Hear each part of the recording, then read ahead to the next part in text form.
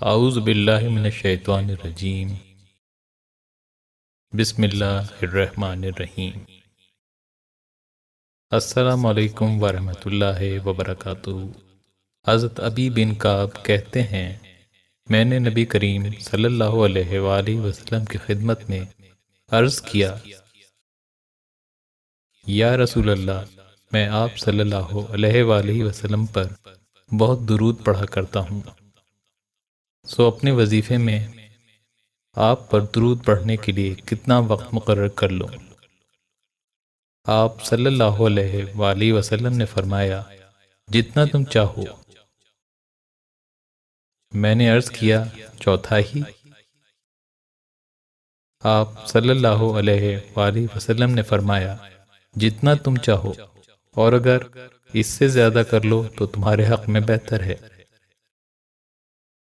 میں نے عرض کیا، آدھا؟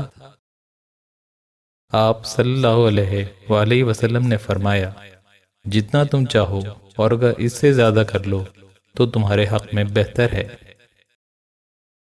میں نے عرض کیا، دو تہائی؟ آپ صلی اللہ علیہ وآلہ وسلم نے فرمایا، جتنا تم چاہو، اور اگر اس سے زیادہ کر لو تو تمہارے حق میں بہتر ہے۔ میں نے عرض کیا، وظیفے میں پورے وقت آپ پر درود پڑھا کروں؟ آپ صلی اللہ علیہ وآلہ وسلم نے فرمایا، اب یہ درود تمہارے سب غموں کے لیے کافی ہوگا، اور اس سے تمہارے گناہ بخش دیے جائیں گے۔ درود و سلام ایک ایسا محبوب و مقبول عمل ہے جس سے گناہ معاف ہوتے ہیں، شفا حاصل ہوتی ہے، اور دل و جان کو پاکیزگی حاصل ہوتی ہے۔ پڑھنے والے کے لیے سب سے بڑی سعادت یہ ہے کہ اسے حضور نبی کریم صلی اللہ علیہ وآلہ وسلم بنفس نفیس سلام کے جواب سے مشرف فرماتے ہیں۔ اس سے بڑھ کر یہ کہ صلاۃ و سلام کسی صورت میں اور کسی مرحلے پر بھی قابل رد نہیں، بلکہ یہ ایسا عمل ہے جو اللہ تعالیٰ کی بارگاہ میں ضرور قبول ہوتا ہے۔ اگر نیک پڑھیں تو درجے بلند ہوتے ہیں، اور اگر فاسق و فاجر پڑھے تو نہ صرف یہ کہ اس کے گناہ معاف ہوتے ہیں، بلکہ اس کا پڑھا ہوا درود و سلام بھی قبول ہوتا ہے۔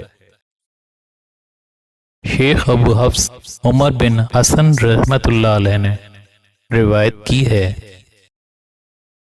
ایک شخص کو حرم میں دیکھا کہ وہ کثرت سے حضور نبی کریم صلی اللہ علیہ وآلہ وسلم پر درود شریف پڑھتا رہتا تھا، خواہ حرم میں ہو، عرفات، مینا میں ہو، درود کے علاوہ اس کا کوئی شغل نہ تھا۔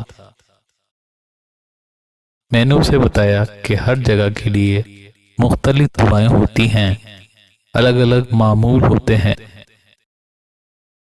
لیکن تم نہ دعا مانگتے ہو نہ نفل ادا کرتے ہو، صرف حضور نبی کریم صلی اللہ علیہ وآلہ وسلم پر درود بھیجتے رہتے ہو، اس کی کیا وجہ ہے؟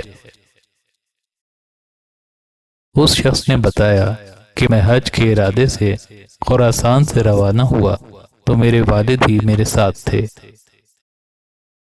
کوفے میں وہ اتنے شدید بیمار ہوئے کہ ان کا انتقال ہو گیا۔ ان کے مرنے کے بعد میں نے ان کے اوپر چادر ڈال دی۔ کچھ دیر بعد چادر ہٹا کر انہیں دیکھا تو ان کا چہرہ مسخ ہو کر گدھے کی مانند ہو گیا تھا۔ یہ دیکھ کر میں بہت پریشان ہوا کہ اب میں لوگوں کو اپنے والد کی شکل کیسے دکھاؤں۔ میں حزن و ملال کی کیفیت میں اونگ گیا۔ میں نے دیکھا کوئی شخص آیا اور میرے والد کے میت کے پاس بیٹھ گیا۔ میرے والد کے چہرے سے چادر ہٹائی، ان کا چہرہ دیکھا اور پھر چادر ڈال دی۔ اس شخص نے مجھ سے پوچھا، تم اتنے افسردہ کیوں ہو؟ میں نے اس کو بتایا کہ یہ افسوس کی بات ہی تو ہے، میرے والد کی شکل بگڑی ہوئی ہے۔ اس شخص نے کہا، تمہیں مبارک ہو، کہ اللہ تعالیٰ نے تمہارے والد کی مصیبت کو دور فرما دیا۔